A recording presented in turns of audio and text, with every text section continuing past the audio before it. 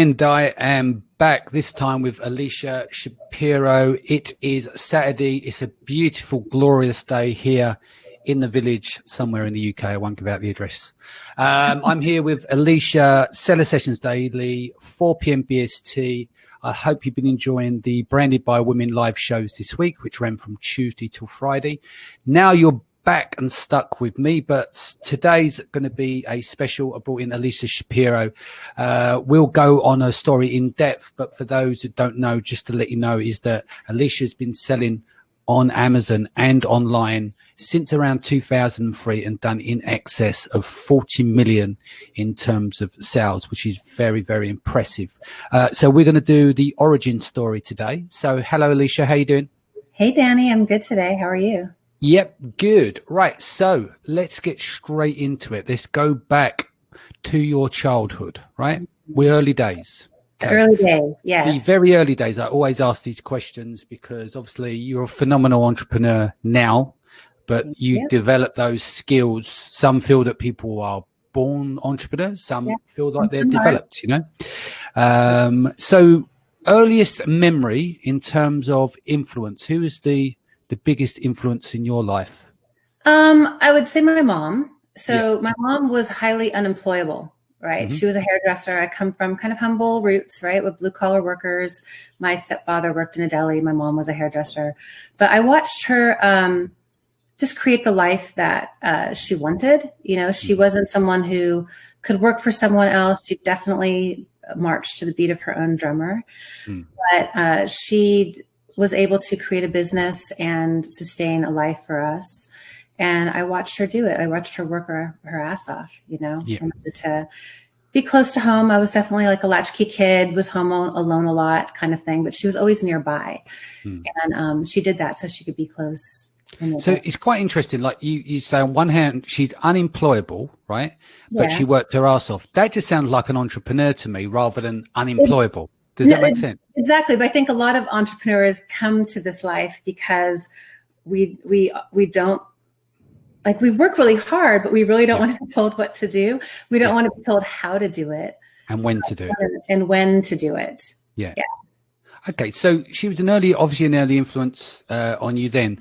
Talk to me, early days, school and stuff. I always ask the same question. I have no respect for school and education. I was a horrible student. I didn't Tell really. me about it. Yeah. So for me, I mean, I definitely have ADHD. I didn't know that then. I had to sit on my hands, kind of not talk in class. I got in trouble all the time for chatting. Anyone who knows me now wouldn't be surprised at that. And I just didn't. Sometime around high school, I just kind of stopped going. I ditched a lot. Anyone who knew me then would probably be surprised at where I'm at now. Yeah. And I just didn't feel comfortable. I had kind of a rough home life. And for me, the way I dealt with that was kind of going inside myself and just hanging out with my friends and just not feeling comfortable in school. Yeah. So I just got through it. I remember in my senior year, I had to beg my home ec teacher for a D just to graduate on time. And I still had to go to summer school. Right. So, and then at 18, I moved out of my house. So I just went to work at that point. So what were the early days in terms of work? Did you have the work ethic of your mum? Like, maybe not as an entrepreneur back then, but did you, even though you were ditching school and stuff, did you have part-time jobs or did you do anything entrepreneurial back then? I started working for my mom by the age of 12. So I always was there at her shop, right? You're growing up and you're the hairdresser parent. She would tell the story that I learned to walk holding onto the women's knees, you know, and there. But at 12, she put me to work answering phones, washing hair. I did hair dye. I put perm solution on. I did it all. It's totally illegal, by the way. But that's every Saturday and Sunday, that's what I did. And then when I was around 16, I got a job for a family friend working in the front office it was a design place that did upholstery. And pretty much within the first couple of weeks, he saw my potential and he taught me how to do payroll. Like, it was manual payroll. You had to look it up in schedules. So I did everything for them. I left, school at noon and went to work at this job where I took care of this whole front office. Right. And what age were you there roughly? 16. 16. Okay. So you left home, did you say 18? We won't go into your home life. That's private. What what did you do from there? So you'd done that job at 16. Where were you at? You left home at 18. You had to stand on your own 2 feet. I did. I moved in with my boyfriend at the time, and I just had kind of, I wouldn't say dead end jobs, but I certainly wasn't getting paid very well. You know, I would do reception work and bookkeeper work. And then what I noticed is that as people would come into the business, I would train them, and like maybe they were in school at the time. And so I worked for Jenny Craig. That's what I was doing. And I went like from one, you know, I kept progressing up, but it was slow. And what I would notice is that people who were graduating from college that I trained would get promoted over me. Do you think that is, I've known you quite well, right? And you're one of the kindest, nicest human beings. Do you think that maybe you were passed over because you never like asked for that promotion and people were a bit more bullish around you? I think that was part of it. I also think that I just didn't, consistency was difficult. I remember one supervisor said, like, you're inconsistent. I would have moments of brilliance, right? That kind of goes to the unemployable part. Yeah. Where I do take after my mom that way. I worked very hard and I was smart, but I wasn't always consistent, to be fair to my supervisors. And I do believe in extreme ownership. So it wasn't just them.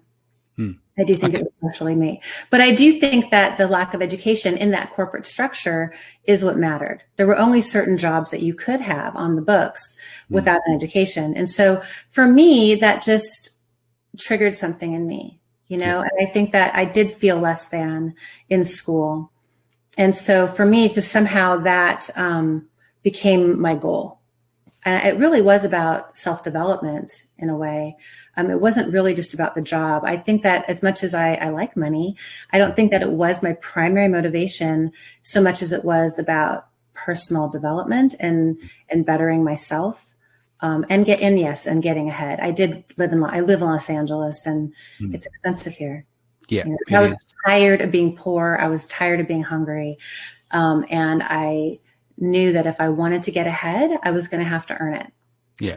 And so where did you go next? You was being passed over. You were training these people in this job, in the job that you were doing and being passed over for the roles. What was the straw that broke the camel's back to get you to move on? For me, it was about starting school. So I decided, okay, I couldn't work this full-time gig, 40 plus hours a week and go to school. It just didn't seem possible. So I thought, how can I work this out? I noticed that this girl that managed our apartment building was very young, and she had a young child. So I thought, well, I could do that. So I went to work for that management company. Yep. And then I was able to study during the day while I was doing my work. And I worked multiple jobs during that time because I needed to be able to be flexible. So I did that. I worked in casting. I met a casting director, kind of interned for her. I thought that was an interesting gig, being in the movie biz. Yep. And I interned for her at first, and she just kind of made this announcement. Does anyone here know how to use WordPerfect? That's how old I am. Because it was WordPerfect. It wasn't Word. And I was like, I do. Because weirdly, even though my family was blue collar, my stepfather had dyslexia. He didn't learn to read until an adult, really. But we had a home computer, even though it was like the early 80s. And I took programming in school. I'm not a programmer, but I did I remember a class, I took a class. And we always had a home computer, even from like middle school on. So I was very comfortable with tech. And so she hired me on the spot, even though I wasn't getting paid at that point. And then she ended up bringing me on to multiple projects after that. So in that industry, obviously, because it's, when it comes to the film industry, similar to the music industry, crazy shit goes on in the background. And you've got a lot of interesting, shall we say, characters. We do. Name some of the people. Feel free to drop some names now that you met in. Well, I worked on Tommy Boy, so David Spade and Chris Farley were hanging out quite a bit, and I didn't meet Rob Lowe. He was number one on the list. I don't know if I should give those secrets, but there were a million guys that came up, applying for the role. I remember I had a very deep conversation with John Stamos, where he didn't understand why I was going to school and studying history. He thought history was in the past, and he just thought that was so dumb.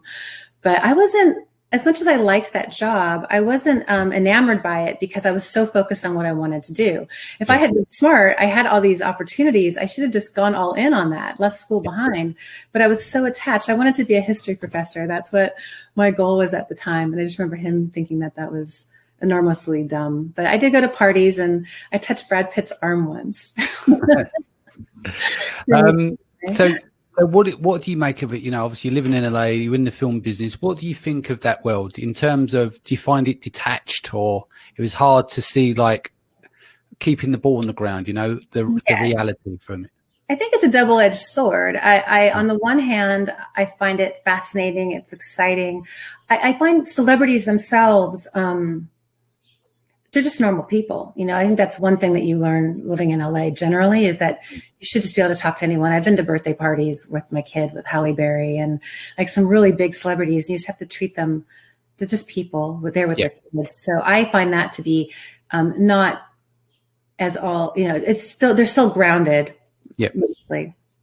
But the business side of it felt very dirty at times. In casting, you hear the way they talk about people, women in particular. It's all about the casting couch, and no, it's not. It wasn't even just, I mean, I didn't see that so much, but kind of just like, oh yeah, I don't know about her. Isn't she fat? And I'm just thinking, she's one of the most beautiful women in the world. What are you talking about?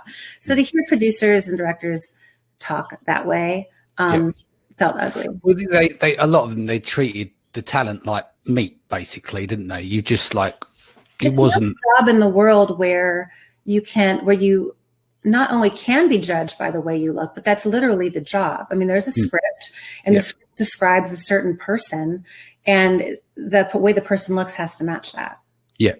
And it makes sense.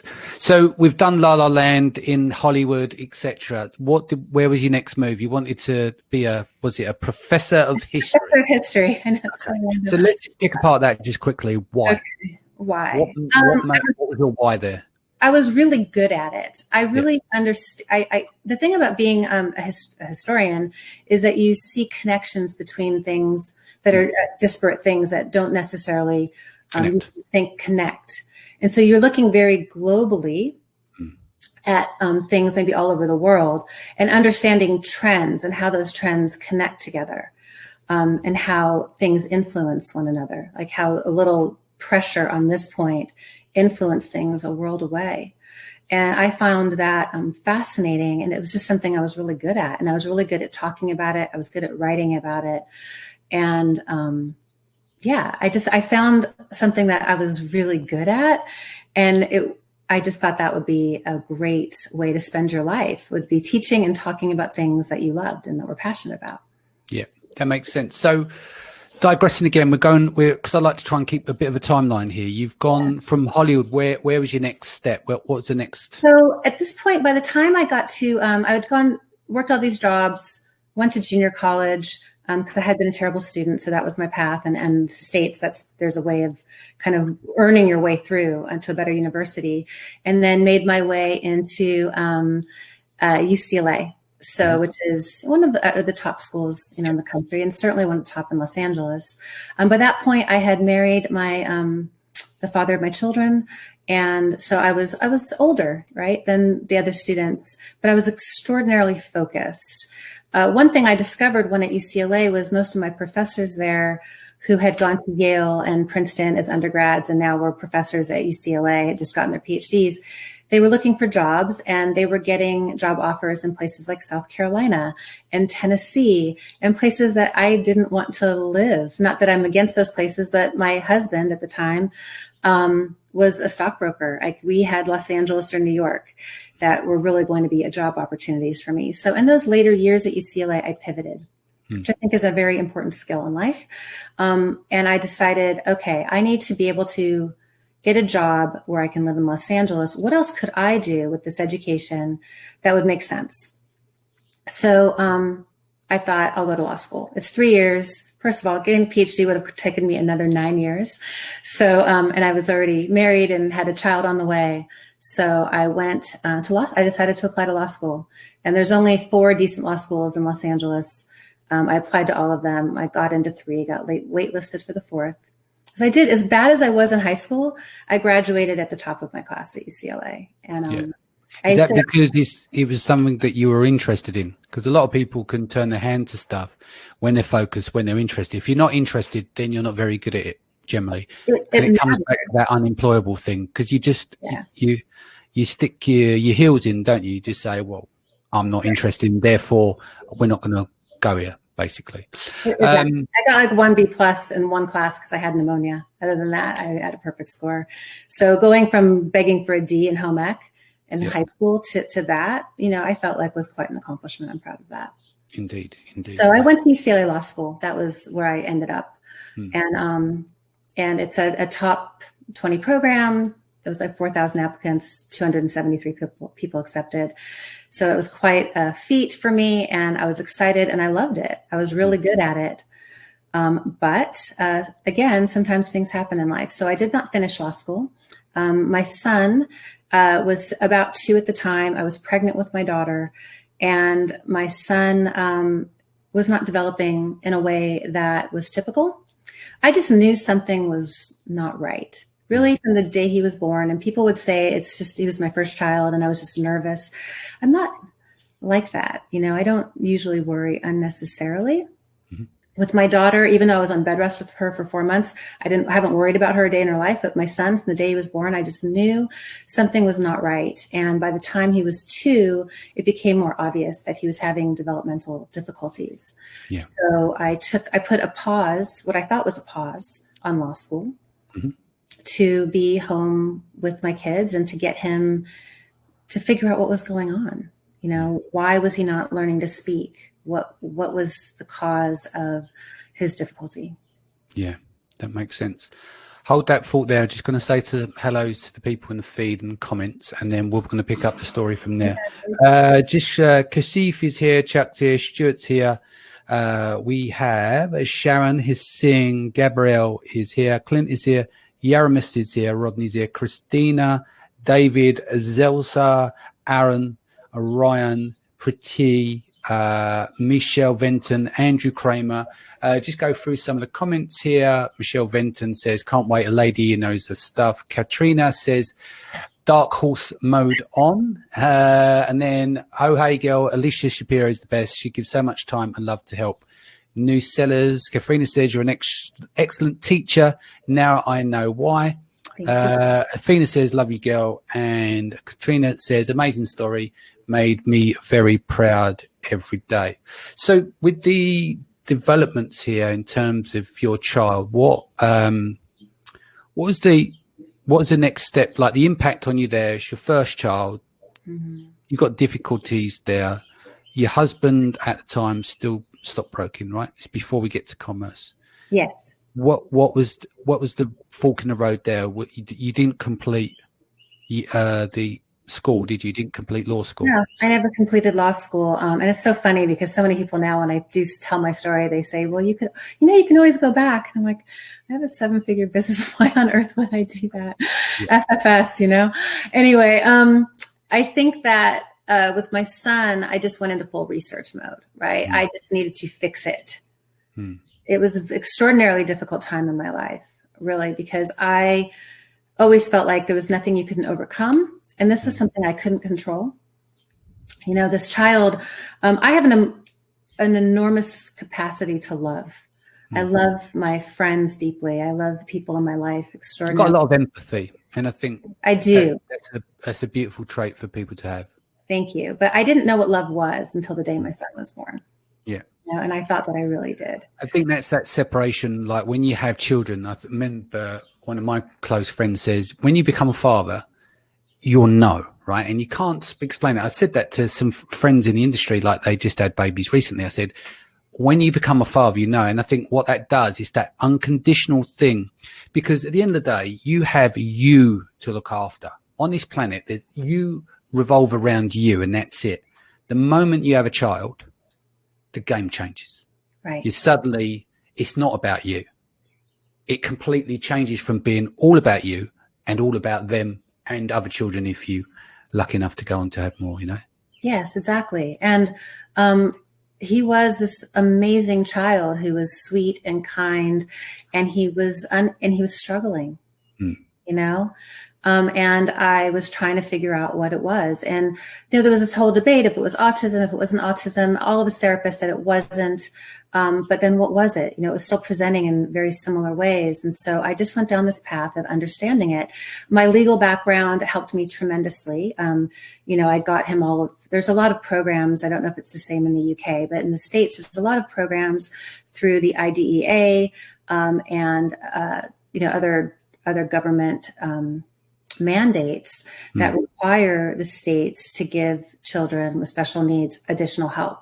Yeah. So I just figured that system out. That's where I put all of my energy. And so during that time, he was 2.5 when I started down that path, because I was on bed rest with my daughter before that. Because I knew there was something wrong. I started asking those questions very early. But are you open to say what you discovered, what's wrong with you? Yeah, I mean, it's autism-like, and he does have a lot of those things. He's 21 now, right? Yeah. So I have an adult with a disability, and it's still a struggle. But from getting back to that early stage, it took us a while. It turns out he had a chromosomal abnormality. I was too young to get an amnio, so I wouldn't have known. And I'm grateful for that, because based on his genetic karyotype profile, they probably would have recommended me ending the pregnancy. Because once they finally got that result back, they called me in like the next day. They wanted to see him right away. But at that point, we'd already had him in therapy for 6 months. And when he got there, they're like, oh, he's great. Like, we did not know what to expect when we got this blood work back.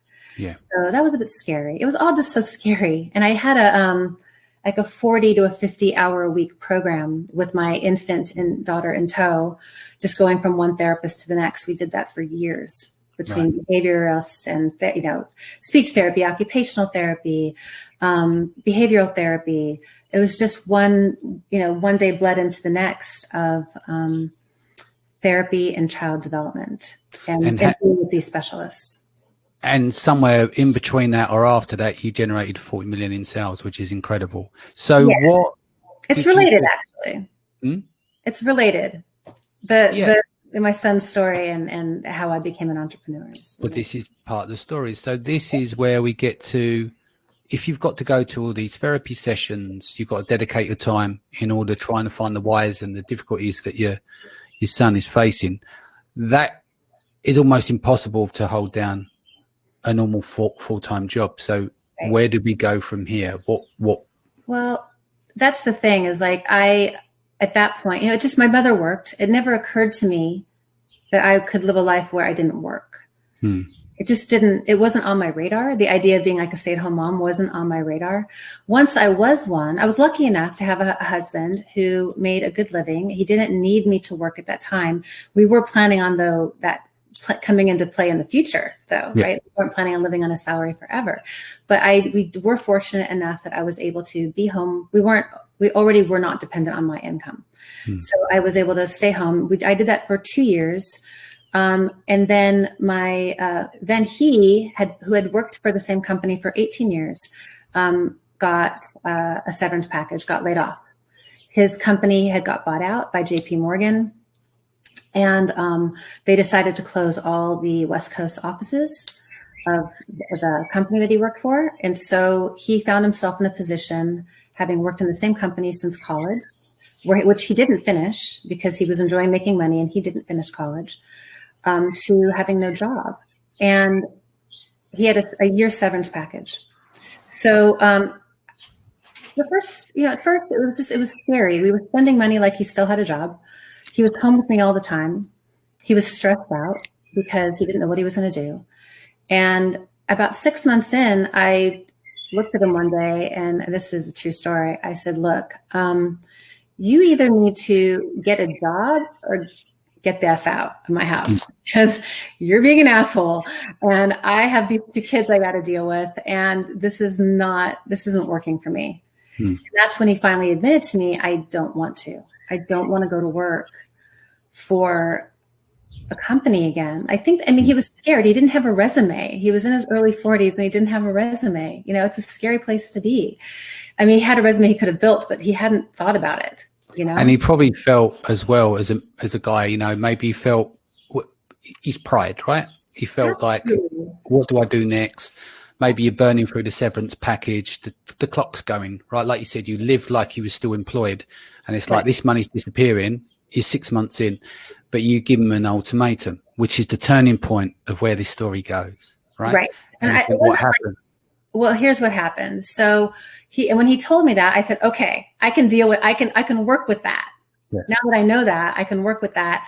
That let's just do our own thing. Let's start a business. So we started looking at franchises and, just different opportunities, trying to think of what could we do. So the story goes that I then, in the midst of that, went to a baby shower. And at this baby shower, I met this woman who had a website with her husband, and they were selling stuff online. Right. Now, remember, this is 2003. So most selling stuff online websites were pretty rudimentary. People weren't really shopping online as much. But I thought, that's interesting. I mean, I don't have to come up with a couple $100,000 or more to buy a franchise. I could just figure out stuff to sell and do that. And she's like, yeah, you could do that. I came home from this party, and I swear to God, Danny, while I was at this party, my then husband, came across a $30 ebook written by a guy named Andy Jenkins, if people in the audience might know him, called Yahoo Store for Profits. And it was basically, he took the Yahoo Store manual and rewrote it along with his own anecdotal evidence of the store that he created, which was about art, like swords and stuff. It was some crazy website that he had. And he bought it for $30. And he's like, look, we could create a website. So talk about, synergy and universal energy kind of all coming together. And I told him about this woman that I met at this party. And so we just did that. We read this book. It was $30.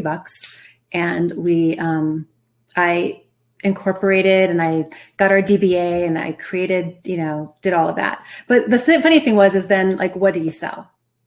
Right. So he, of course, like being a guy, was like, well, sex sells, let's sell sex toys. Yeah, that was his first place. And I was like, okay, so I am not going to the PTA and being the dildo lady. Like, that's not going to happen. Sorry. I'm sure we could make $1 million doing that, but that was not going to be my life. So, I'm a firm believer in doing what you know, as a writer, you're supposed to write about what you know. And I think with sales, ideally it's the same. Now, we know a ton of guys in our industry that sell stuff that are aimed at women. And so it's not the only way to do business. Yeah. But it's the way I do business. Mm-hmm. So I thought, what do I know? Well, I just spent 2 years with child development specialists, learning everything that there is to know, and spending a lot of time in lobbies looking at catalogs, at products aimed at the special needs market in particular. And what I saw there was a lot of price gouging. I saw things like Melissa and Doug toys, which any parent can know you can find in just about any gas station in America, being sold for 5x, the cost to special needs markets. That stuff gets me. The scumbags, these people out there that go and buy stuff like for special needs and then price gouge. Just, yeah. But the thing those catalogs were doing well was, at least to a certain point, was they were describing the products in a way that was aimed at the market, right? So like they understood their target market, and they were positioning the products differently. Were they selling fear though as well? Because sometimes, it's that they know that. I think that it was that well thought out. I mean, they were catalog companies. It was big business, right? Catalog is a different world. You have to be able to charge more and more of a premium when you're printing out millions of catalogs and sending them out to people cold. Yeah. Yeah. So it is a different business model, but it was the difference between covering your costs and making a profit and price gouging. Of course. Yeah. So I understand what you're saying.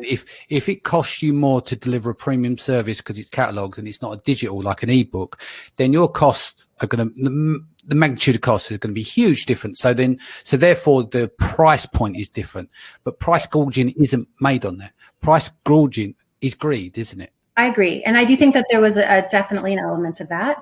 And I won't name names, but there were these catalogs, and I felt that I could do something with that. So I started out with that. in our store. We built our store. It was, if you saw our original store, it was so ghetto, but we did millions of dollars in business on this, ghetto website and, out the gate. So this is 2003 until when? 2007 period, 4-year period? So you've done $500,000 in the first year. Yeah, we did $500,000 in the first year. The second year we did like 1.6. I just looked it up yesterday because I couldn't remember. How did that feel? First year, you're on the net. You just passed AOL dial-up mode, really, because you think 99. Everyone had an AIM handle, didn't they? Do you remember? Yeah, I do. It was dial-up. Yeah, and I had you a were very, very, very clever AOL handle. It was so clever. So basically, you've gone into stuff which you know about, you've fully researched. I take it you were passionate about it because it was something to help development for your son. And so $500,000 first year, Yahoo stores you built it on, which is one of the first commerce platforms back then. When you think that was the early WordPress, wasn't it? Very primitive. I want to say the early Shopify.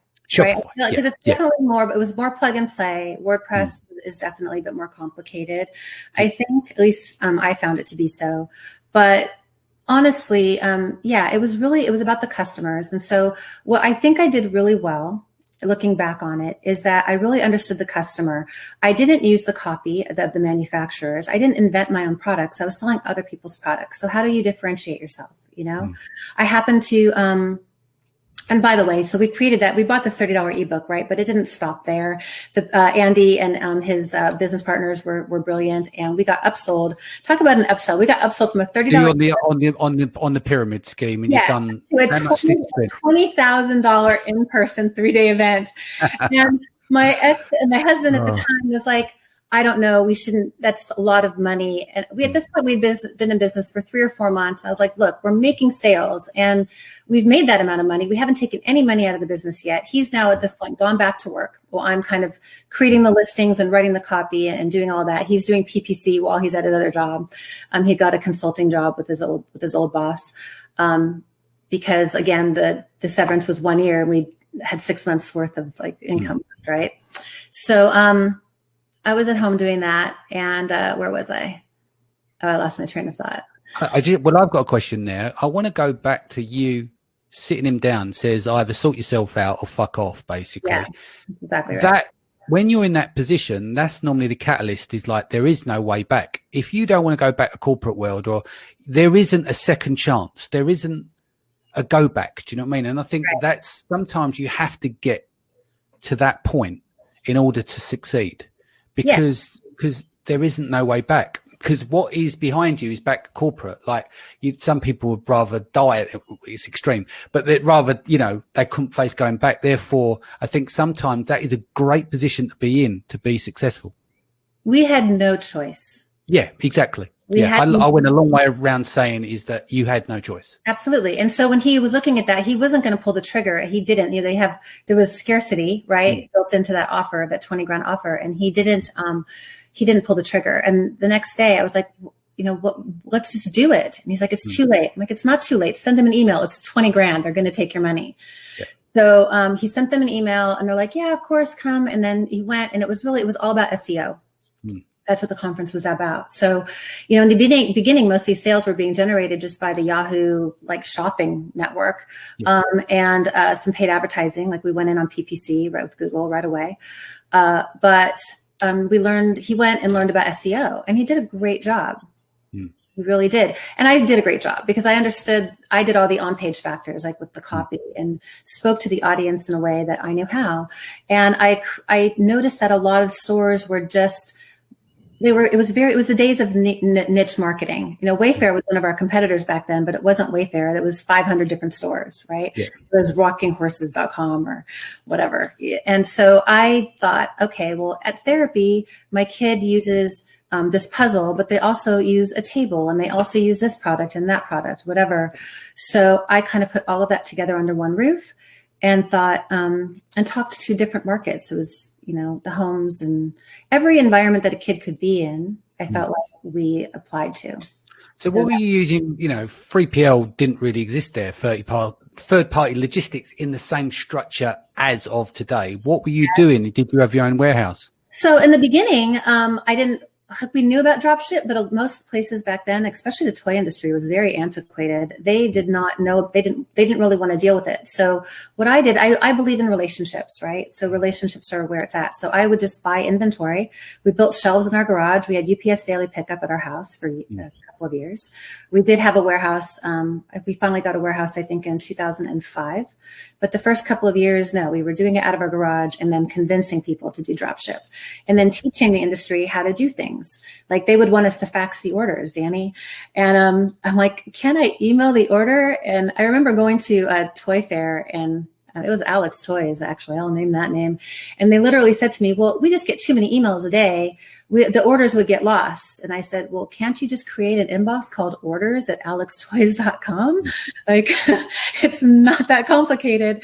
And then they started doing that, and the rest is history. But that's so we just convinced people to do it, convince people to give us better terms, get discounts. So year one for you was 2003, 500,000 in sales. Year two, 2004 is 1.2. Let's go through the timeline. Where did you get to where, not where it tops out, but where you reach top of the market? I want to say 3.5. Yeah. What year was that? My ex, he would know better. I think it was it was in the middle of the recession, I would say. It's 2008, 2009. 2008, 2009. And what kind of impact did the recession have on your businesses back there? It was a huge impact. But it was a double-edged sword. It was the recession and Amazon. Yeah. Right. Amazon approached us in 2007, asking us to sell on their little, marketplace experiment. Yeah. And we're like, oh, great, another sales channel. Like we were doing multiple sales channels by that point. Anything new that came along, like we would list our products there. But when you're dropship, you don't have a differentiator, really. I mean, our differentiator on our website was the way we ranked things, the way I spoke about the copy. On Amazon, you don't get to write your own listings if it's not your product. So I didn't have that advantage. And it was a race to the bottom on price. And I just, it's funny. I've never been much of a conspiracy theorist, but I do see patterns. Like that's how I'm trained, right? I do see connections among things. And I quickly said to Ed, I said, I don't like doing this. If you go onto Google and you search for anything, if you're doing query-based marketing, we show up at the top of search. Because back then, Google actually gave ranking to people who were relevant, not to the big boys, right? Relevancy was the name of the game. And we were much more relevant than Amazon. So back then, people searched more on Google. Now that's not the case. Anyway, I felt like they're just going to use this data. What's to stop them from just going to our manufacturers once they see what sells? It didn't make sense to me. So I didn't really want to be in the Amazon game because of that reason. And hey, I was right. Right. So all of our they approach the manufacturers, they demand, they get sweetheart deals. It shows up as Prime, even though they're also drop shipping. So it was very difficult to compete with that. And so they ripped off your products, basically. You went in, did you go in as a third party or was you P1? We were just doing it as third party with dropship on FBA. We didn't do FBA. We did some, but our products were big. They weren't really. What I meant was you in the vendor program or you third party? No, because it wasn't our products. I wanted to do my own products from very early on. I had a difference of opinion with my husband. He was like, that's not the business that we're in. We didn't understand it. We didn't know how. There was no ASM to teach you how to create your own products. And I was busy raising children. I was helping run this company. I chose all the products. I created all the vendor relationships. I did, the customer service. He was doing all the SEO and going to the conferences and doing all the paid advertising. But I was also raising our kids. We had some years, like what you did with Branded by Women right now, where you're sleeping a couple of hours. Like our Q4 was like that. Yeah. And Q4 back then started in September. Because people weren't trained by Amazon to expect things in 2 days or to get things right before Christmas. So from September through the week before Christmas, like we slept a couple hours a day like at times, it was a crazy time. Anyway, getting forward into the Amazon thing or the 2007, 2008, when we started to see this dip, it was the recession and Amazon just siphoning off our business. And yeah, so it was very, it was scary. So what did you do there? What changes did you make 2008, 2009 to combat that? Well, at first we really didn't do much except for learn how to be more profitable, right? Yeah. So there weren't a lot of new courses. I didn't understand. I went from college to owning a business. I didn't have a business background. I saw things that made sense to me, but other people told me I was wrong. And so there's some terms of like ways to go, like I said, about making our own products. So we just learned to tighten our belts. We learned to be leaner. We had employees. We learned to do with less. And that is one thing I want to say. I didn't talk about this. Our early days, we did VAs from the very beginning. VAs, yeah. Yeah, but not in the sense of doing it from, out of the country. I had a employee at one of our manufacturers come to me towards the end of 2004, 2005. I mean, the thing is that I really worked on relationships. I know I've gone back, but I kind of want to make this point that relationships matter so much in business. That the first year in business, like we sent the crews of all of our main manufacturers, pizza. We were like, what? We tracked down local restaurants. We found out how many people worked at the company. We sent them lunch. We sent them, letters of thank you for the work that they did for us. That just really mattered to me. If I went to a trade show in town, I would meet with the staff. If not the owners, I would also just try to include the staff. It was the frontline people that I was dealing with, right?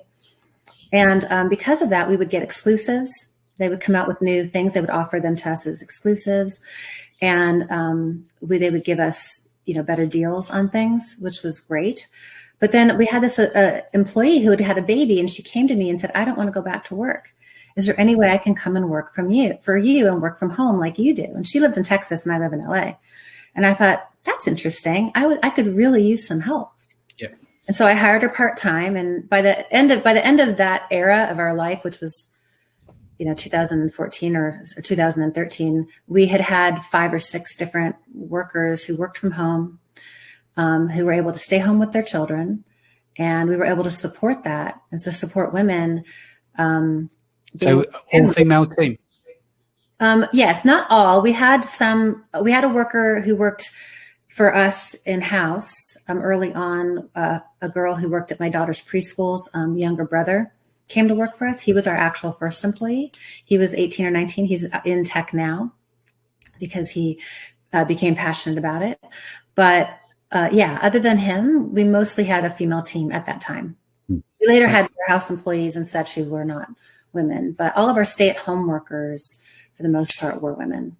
Cool. Hold that thought. We're just going to say some hellos. Tiff's here. Good morning. Wissam says hello from Australia. Stephanie says, I'm late, but here. Love you, Alycia. Michelle says, such a real life story. No bullshit. This is the truth of building the business while being a wife, mum, and one smart lady. Facebook user says, profit first. Relationships are critical. Love this. And then we've got True Iron Woman Personified. Okay, so let's get back I love you guys so much. Thank you. So we're up to 2014. Yes. Where do we go from here? So 2014 was a pivotal year for me. So at that point, I had a couple things going on. Number one, we weren't making enough money to support the lifestyle that we'd come to live, right? Yeah. Again, like I live in Los Angeles. When we had our original business, we lived in Sherman Oaks. It was a lot of keeping up with the Joneses. I noticed that most of our friends were looking at private schools that cost $30,000, $40,000 a year, like where Paris Hilton went, places like that. Our high school in the area was terrible. So I just felt like I had to make money, in order to keep up with it. But eventually, I just literally keep up with the Kardashians, who's 20 minutes from you, right? Yeah, no, literally the Kardashians live about 5 minutes from us. We now live in Woodland Hills, just on the outskirts of Calabasas and Hidden Hills. Yeah. I don't try to keep up with the Kardashians by any means. That's yeah. You might be doing 40 million over them years, but I think they're doing that a week, aren't they? So no, I'm not about that. My kids go to public school. We moved to this area because the public schools are excellent. That's why we moved away from the Sherman Oaks area, so we didn't have to kind of deal with that whole private school situation. And anyway, by 2014, the writing was on the wall. It got to the point where I was going to have to either get a job, or make a change, figure something else out. I started doing weird things. Like I was buying things on Amazon, and I was saying things to my then husband, like, I got this email from somebody I bought something on Amazon for, and it was like a proper autoresponder. Like, how are they doing this? I don't understand. Or I bought this product and I thought, look at the title. Like, why the fuck are they making these titles look like this? They're so long. It's ridiculous. I didn't understand, but I just knew there was something there. I didn't understand what it was. But I knew that there was something with that. And that product that I purchased that had this ridiculously long title, I liked the product a lot, but I thought, this thing is not like, it isn't very well. I almost didn't buy it because it was too cheap for what I thought it was. And I thought it was great, but it could have been better. And this is what I do. I'm like, oh, I wish it did this. I have this product, but I wish it did this other thing, you know? But when I had mentioned these things about the title and the autoresponder and to my husband, he said, well, there's this thing called ASM, and it's for he's like, that's probably what that is. And I'm like, and he's like, the same like with making products. If you want to make products, there's this course that teaches you how to do that. I'm like, what are you talking about? And he's like, yeah, it's been around for like a year and a half, maybe 2 years, but it's like not what we do. So I just, he would get all the digital marketing stuff. I was taking care of the customers and finding and doing vendor relationships, right? I wasn't involved in that piece of it. So like, what are you talking about? There's a course we could take and I can learn how to make product. Are you kidding me? So ASM3 happened to just be open at that time. So instead of going and getting a job like I had thought I would need to, I took another course. Took another course, but this one wasn't 20 grand. So talk to me through, what did you learn at ASM? So with ASM, for me, it was about learning how to develop product, about finding a supplier, also how to know what's a safe bet, right? Even though, I had a lot of data by then, right? But the products that I sold weren't really Amazon centric. Some of them were, but they were mostly like heavy products, the ones that I, sold the most of that were big. So, I just learning how to vet a product, how to use the data that was within Amazon to see how you could tell if something was going to be a winner, and then how to find a supplier, and how just all of that, all of the things that we do in this business. Now, basically what you do on Amazon, I had a leg up, right? It's basically just SEO on a different platform. Essentially, that's what that title was all about, right? And doing good images. And I don't stuff in there. Yeah. And we had, that's the thing. One of the reasons why we still have a company that is in that dropship world when most of my competition in that world fell away was because although, yes, we did SEO, we also had an incredibly, I wrote kick-ass copy, right? I picked products that made sense for people, and I described them in a way that spoke to the customer. Yeah. Right. And would you say most of your customers were women as well? They're mums? A lot of them are, but not all of them. We do a lot of B2B as well. Gotcha. So it's like, a whole different business model. A lot of our home market stuff, went to Amazon. So can you reveal your first product that you developed, or is that still going today and you want to keep it secret? It just died. A slow death. Yeah, last year. Slow hand clap to death. How long did you leave it until it died? This whole last year was a little bit like a death knell, like death, like a really badly acted death scene. Yeah. So in a B movie. So But it was a hero that product. It fed me for 4 years, though. was it a romantic thing? You couldn't give up. It was, oh, look, it's my first product developed, and you just let it just until there was no sales left, or? Yeah, you know what, Danny? I made a critical error in it. But honestly, that product, it wasn't my first product. What I did with ASM was I decided that perfect was my enemy. The product that I had found that I thought that I bought that I knew I could improve was something that I had to get from China. It was going to take me longer. It was going to take me longer to figure out, and I wanted to get going. Right? Michelle just called me a Valley girl. Hey. So I thought, what can I do faster? I want to learn. So ASM came out in May. It was heading into summer, and I thought, well, what would I buy right now? Yeah. Well, I was, it's coming into summer. I would buy like creams that firm up your skin. You're going into bathing suit season. So I just found a supplier in Irvine. I drove down there, which is an hour and away from my house. And I found the supplier and I did a cellulite cream. And I launched it, and I made back all the money I spent on ASM. And then by the time I got to SellerCon, I had made that profit and enough to buy the ASM Aruba trip, which was super fun. And, I met great people on that trip. Christy Verity was on that trip. Philip Jepson was on that trip. Met amazing people. At that SellerCon, I met Dan Ashburn. He was my first friend in this business. So this business has helped me so much on a personal level. So that's what I did, though. I launched this product that I didn't stick with. ASM actually put forward like one of their top 100 lists. By the way, people who sell courses, stop it with the top 100 list. It kills people who actually know how to do their freaking job. Yes. So, that killed my product. It killed the profit. It went from $29 or $39 to $19. So I killed that product. But by the time that product was dead, I was able to launch this other one. Yeah. Which ended up doing 7 figures in its first year and continued. On its own, a single product on Amazon on its own. Yeah. What year is this? Was 2016? That one I launched at the end of 2014. So okay. 2015, it did that. And it was great. I had some difficult years. And so that product saved me. What was your darkest hour just before dawn? Gosh, Danny, I've had a few. Let's talk about obviously with my son, it was very difficult. In business, knowing I was going to have to go back to work was extraordinarily difficult. I thought, God, this is so hard. Take a moment.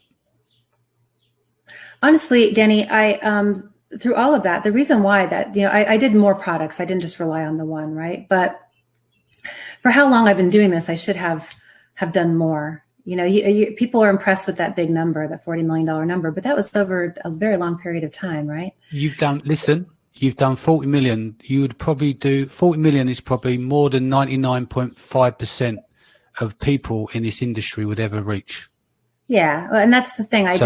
So before you say anything else, I think I don't mean like that, but I didn't go as hard as I should have because I got really ill. 2015, I got sick and I didn't know what was wrong with me. I went from one doctor to the next and they were sending me to cardiologists and cancer doctors and just everything, And at the end of the day, they all told me it was stress. They believed that my symptoms, and although they kept finding things, right? That's why they kept sending me to other doctors. They would find things that they thought would be this terrible thing. And then it turned out not to be that terrible thing. And thank God. But I went through a couple of years there with an enormous amount of difficulty. And it turned out it was stress. And it was the stress, working and living with the same person can be hard. Yeah. So I just didn't know what to do about that. I was raising 3 children, one with special needs.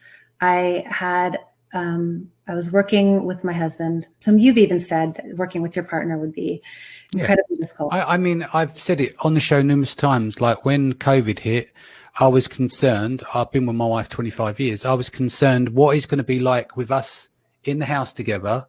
And it's been phenomenal. It's been amazing. It's the opposite of what I thought. I was genuinely concerned thinking Cheryl work from home. I'm here. I've got Maya here as well. But it's been wonderful. It's actually it's brought us closer together, and it's been really nice. But I think it's because I'm very, very privileged of where I live now.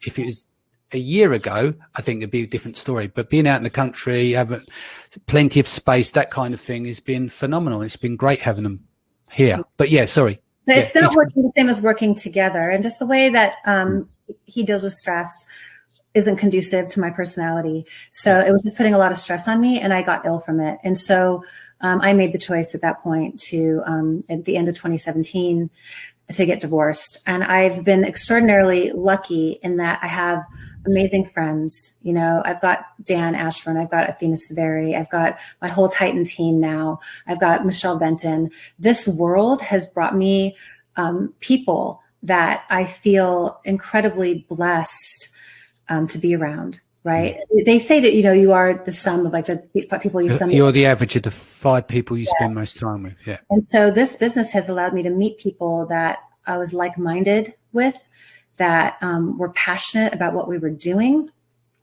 And now they've, you know, we were doing this whole like coaching thing on top of it, and I get to help other people every day. So I went from this very dark period. I went through that. And now I'm just sitting in the light, and I feel incredibly lucky.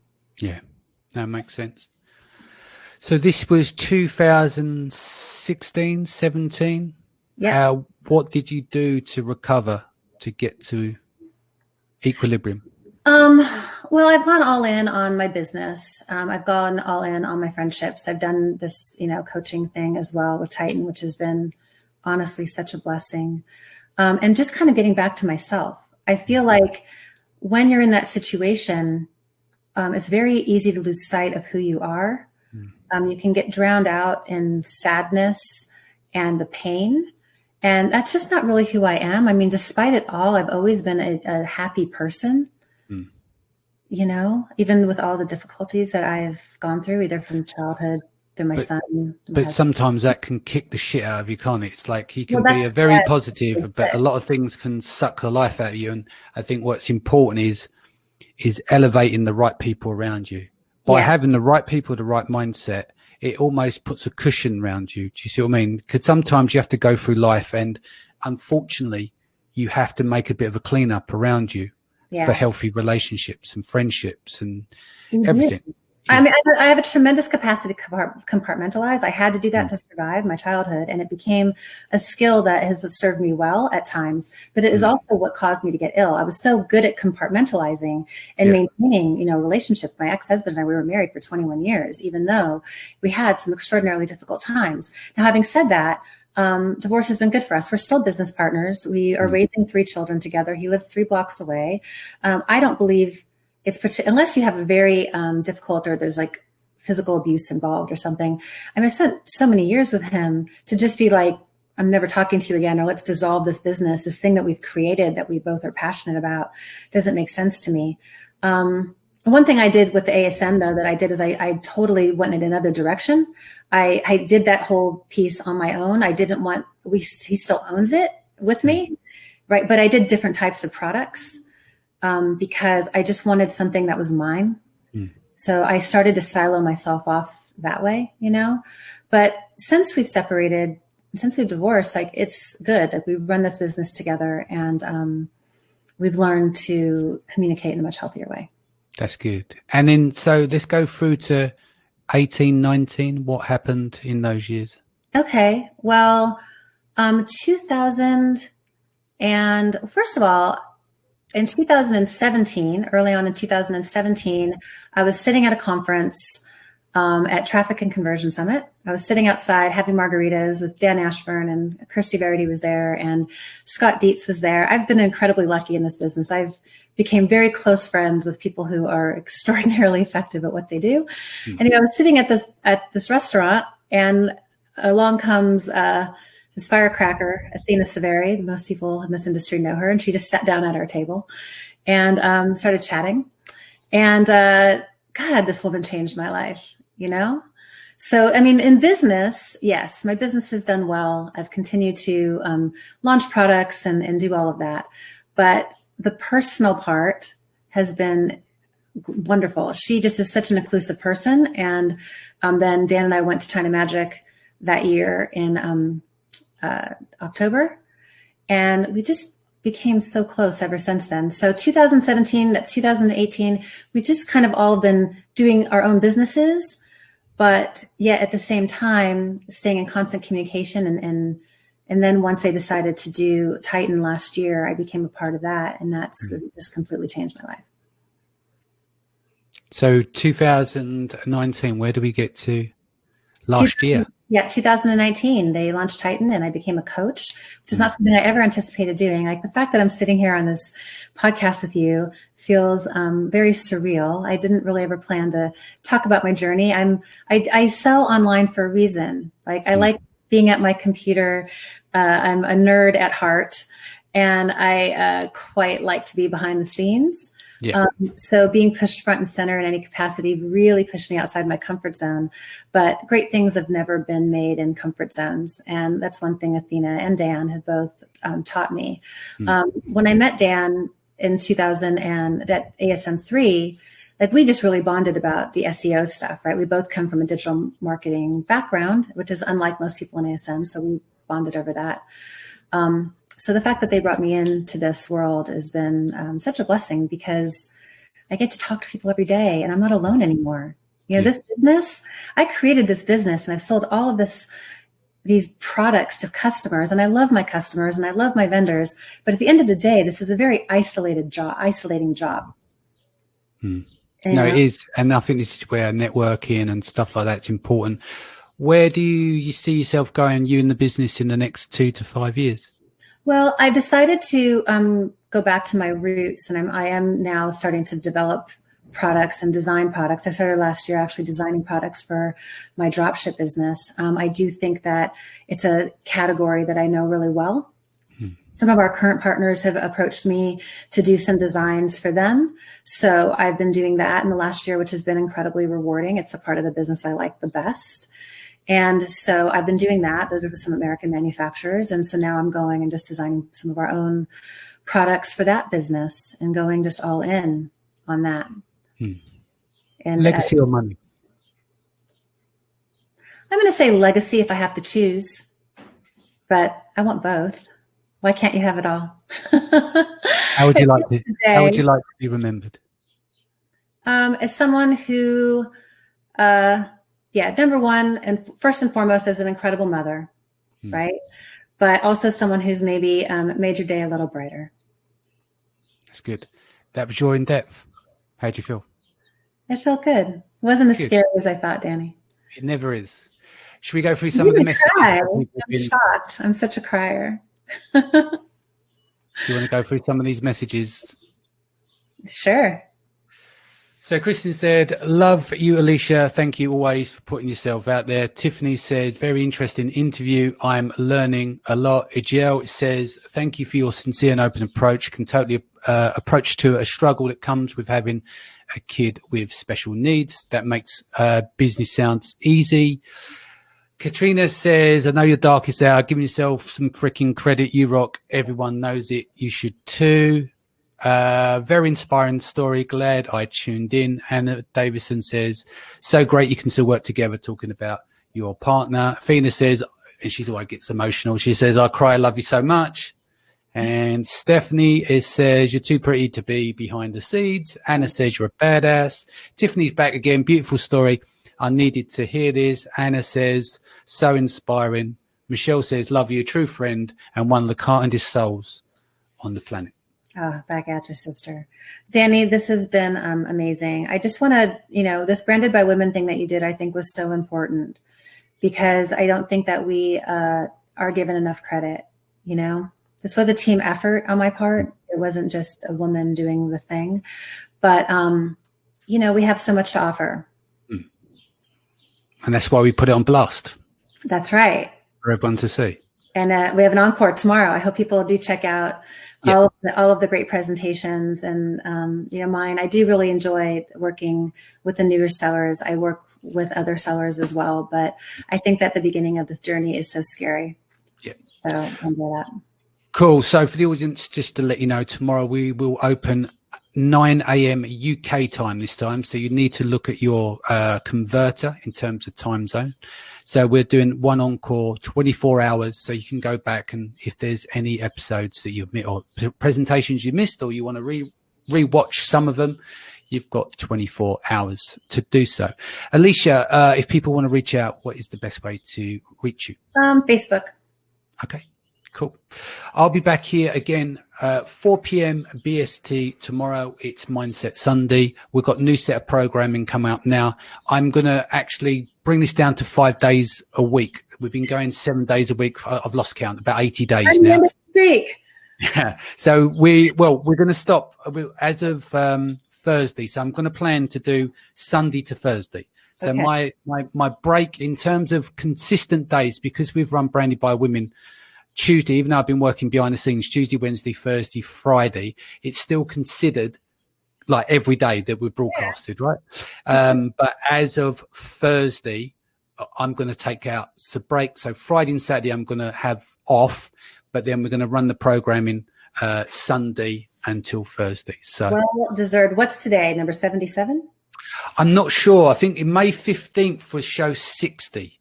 Okay. So yes, it's about 75 or so. Anyway, it's irrelevant. But yeah, I think we'll get close to that 100 mark. I might actually see it out to 100, but my plan is I need to take some time out. But I'm thinking, yeah, either next Thursday, see how I feel, but I might just end it on 100 episodes, like the 7-day a week thing. But we'll see. Thank you for coming in today again. Yeah, if you go to brandedbywomen.com, you can still sign up. Mails will go out for those people that have already signed up to get access as of tomorrow. Enjoy the rest of your day. Stay home. Stay safe. Much love. Take care. Bye.